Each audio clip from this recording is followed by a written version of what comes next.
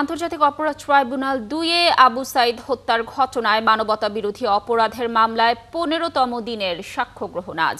বিচারপতি নজরুল ইসলাম চৌধুরীর নেতৃত্বাধীন ৩ সদস্যের বিচারিক প্যানেলে জবানবন্দি নেওয়া হবে। ট্রাইব্যুনালে আজ দুজন সাক্ষীর জবানবন্দি নেওয়ার কথা রয়েছে। গত ১৬ নভেম্বর সাক্ষ্য দেন মিঠাপুকুর থানার ওসি মোহাম্মদ নূরে আলম সিদ্দিক। গত বছরের ১৬ জুলাইয়ের পুরো বর্ণনা তুলে ধরেন তিনি। পরে তাকে জেরা করেন পলাতক ২৪ জনের পক্ষে রাষ্ট্রনিযুক্ত সহ উপস্থিত আসামিদের আইনজীবীরা। এ মামলায় আসামি সাবেক ভিসি হাসিবুর রশিদ সহ ৩০ জন। আবু সাইদ রংপুর বেগম রোকেয়া বিশ্ববিদ্যালয়ের শিক্ষার্থী, যিনি ২৪ জুলাই আন্দোলনের প্রথম শহীদ।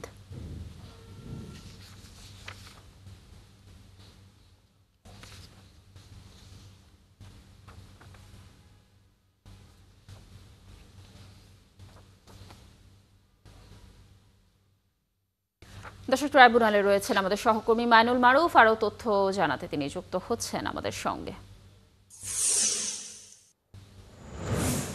মাইনুল, কখন সাক্ষ্য গ্রহণ শুরু হবে, আর আবু সাইদের মামলা ছাড়া আজ অন্য কোনো মামলার কার্যক্রম রয়েছে কিনা আদালত পাড়ার তথ্য জানবো আপনার কাছ থেকে।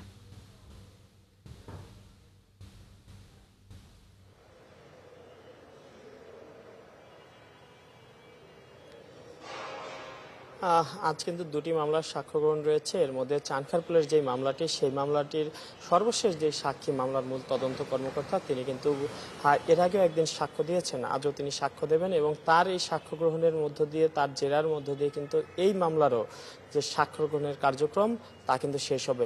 এরপর কিন্তু এই মামলায় যে অন্যান্য যে কার্যক্রম রয়েছে তা চলবে। তো আর এদিকে যে আবু সাইদের হত্যা মামলা, সেই মামলায় আছে কিন্তু ১৫তম দিনের সাক্ষ্য গ্রহণ হবে এবং সেই মামলায় কিন্তু আমরা দেখছি ইতিমধ্যে আবু সাইদের পরিবারের সদস্যরা, আবু সাইদের সহপাঠী, বন্ধু সহ পুলিশ কর্মকর্তারা সবাই কিন্তু সাক্ষ্য দিয়েছেন এবং চিকিৎসকরাও সাক্ষ্য দিয়েছেন এবং সেই মামলাটিও কিন্তু প্রায় শেষের দিকে বলা যায়। কাজে দুটি মামলায় প্রায় শেষের দিকে। এর মধ্যে যে চানখারপুলের যে মামলাটি, এই মামলাটির সাক্ষ্য গ্রহণ একদমই শেষের দিকে।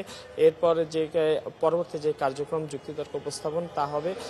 তারপরে কিন্তু এই মামলাটিও কিন্তু রায়ের দিকে যাবে। অর্থাৎ গতকালকে আমরা দেখলাম যে শেখ হাসিনার মামলার রায় হয়েছে, যেখানে শেখ হাসিনাকে মৃত্যুদণ্ড দেওয়া হয়েছে, আসাদুজ্জামান খান কামালকে মৃত্যুদণ্ড দেওয়া হয়েছে এবং চৌধুরী আব্দুল্লাহ মামুনকে ৫ বছরের কারাদণ্ড দেওয়া হয়েছে। তারপরে আমরা দেখতে পাচ্ছি যে এখন এই যে চানখারপুলের মামলাটি, এই মামলাটির কার্যক্রম একদমই শেষ পর্যায়ে। এর মধ্যে চানখারপুলের মামলায় কিন্তু সাবেক ডিএমপি কমিশনার হাবিবুর রহমান আছেন, এছাড়া আরও বেশ কয়েকজন আছেন ঢাকার সবাই কিন্তু পুলিশ কর্মকর্তা। এবং এই মামলার এর আগে আমরা বলছিলাম যে ২৪ জন সাক্ষ্য দিয়েছেন এবং ২৪ জন সাক্ষীর মধ্যে চানখারপুলের প্রত্যক্ষদর্শীরা ছিলেন। যে ঘটনা ঘটেছিল, উপদেষ্টা আসিফ মাহমুদ সজীব ভুঁইয়া সাক্ষ্য দিয়েছেন। তিনি চানখারপুলে আন্দোলন করেছেন এবং সেই সময় কি দেখেছেন তা বলেছেন। এর পাশাপাশি যেই আহত, নিহত এবং অন্যান্য যারা ছিলেন তারা সবাই কিন্তু সাক্ষ্য দিয়েছেন।